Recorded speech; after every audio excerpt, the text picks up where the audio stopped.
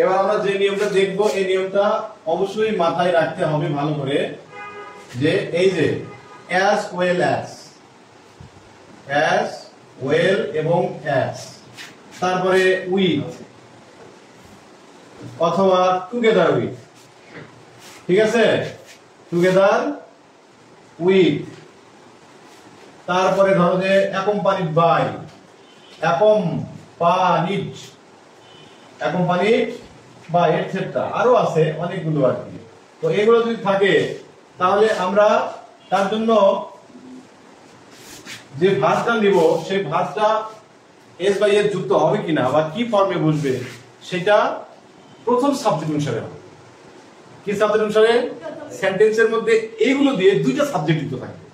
কয়টা সাবজেক্ট যুক্ত থাকবে? দুইটা সাবজেক্ট যুক্ত থাকবে। কিন্তু কোন সাবজেক্ট অনুসারে ভার্বটা হবে সেটা আমাদের দেখাচ্ছে এটা, যে এইগুলো দ্বারা যদি যুক্ত থাকে তাহলে দুইটা সাবজেক্টের মধ্যে প্রথম সাবজেক্ট অনুসারে ভার্বটা হবে। তাহলে যদি একটা বাক্য লিখি তাহলে বুঝতে পারবে ভালো, ঠিক আছে? যেমন মিস্টার মতি as well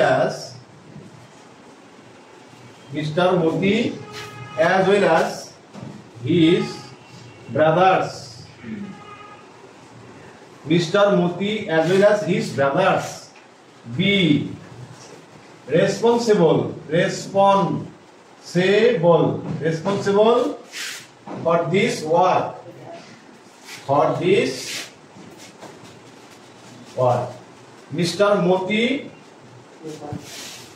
মিস্টার মতি এবং তার ভাইরা এই কাজের জন্য দায়ী। রেসপন্সিবল মানে কি? দায়ী। তো মিস্টার মতি এবং তার ভাইরা এই কাজের জন্য দায়ী। এখন এই যে ব্র্যাকেটের মধ্যে দিয়েছি বি, কি দিয়েছি? বি দিয়েছি। এই বিটার জায়গায় আমাদের কি বসাতে হবে? এম, ইজ অথবা আর অথবা ওয়াজ হয়। তো আমরা তো বলেছি যে ভার্বের সময়ের উল্লেখ যদি না থাকে তাহলে প্রেজেন্ট ইনডিফিনিট টেন্স ধরে নিব। তো এই বাক্যের মধ্যে কোনো সময়ের উল্লেখ তো নেই, সেজন্য প্রেজেন্ট ইনডিফিনিট টেন্স হবে। তো প্রেজেন্ট ইনডিফিনিট টেন্স যদি হয় তাহলে ওয়াজ হয় হবে না, শুধু এম, ইজ অথবা আর হবে। তো এই এম, ইজ আর এর মধ্যে আবার কোনটি হবে এটা কিন্তু বোঝার বিষয়। সেটা কিভাবে হবে? আর হবে নাকি ইজ হবে এটা কিন্তু আমরা আগেই বলে দিয়েছি, যে as well as, together with বা with অথবা along with এগুলো দ্বারা যুক্ত থাকলে তাহলে প্রথম সাবজেক্ট অনুসারে ভার্ব হবে। কোন সাবজেক্ট অনুসারে? প্রথম সাবজেক্ট কোনটা এখানে? প্রথম সাবজেক্টটা হচ্ছে মিস্টার মতি। তো মিস্টার মতি তো সিঙ্গুলার, মিস্টার মতি তো প্লুরাল না। যেরকম করে এখানে হিজ ব্রাদার্স আছে প্লুরাল, ওই প্লুরাল অনুসারে আমরা চিন্তা করলে হবে না, আমাদের প্রথম সাবজেক্ট অনুসারে চিন্তা করতে হবে। প্রথম সাবজেক্ট আছে হচ্ছে মিস্টার মতি, সুতরাং মিস্টার মতি অনুসারে ইজ হবে। কি হবে? মিস্টার মতি অনুসারে ইজ হবে। আনসারটা হবে এরকম, mister Moti as well as his brothers is responsible for this work. বুঝতে পেরেছো? মনি কি বুঝতে পেরেছো? বুঝলি? এই যে দেখো, আমি মনির জন্য বলছি, আবার মনি বুঝতে পারিনি, আবার বলছি। এই যে দেখো তো এখানে as well এবং as আছে লেখা, আমি এখানে কি লিখে দিয়েছি?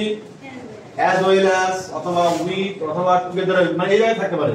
এখানে as well as অথবা with অথবা together with অথবা accompanied by, এগুলো যেগুলো একটা থাকুক না কেন সমস্যা নেই।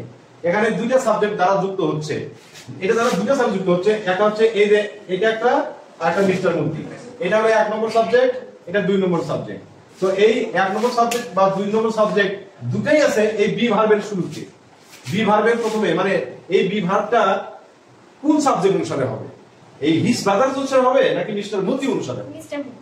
তো আমরা তো বলে দিয়েছি যে এখানে মিস্টার as well as যদি থাকে তাহলে প্রথম সাবজেক্ট হবে। প্রথম সাবজেক্ট মিস্টার মতি একজন, মিস্টার মতি অনুসারে এজন্য কি? বুঝতে পেরেছো কি? তোমরা সব বুঝতে পেরেছো? সকাল বুঝতে পেরেছো? দেখি বুঝাও দেখি একবার, বলো। পারবে না? কেন পারবে না? এত সুন্দর করে বুঝালাম 2 বার করে, তারপরে বুঝতে পারলো না? আবার কি বলবো?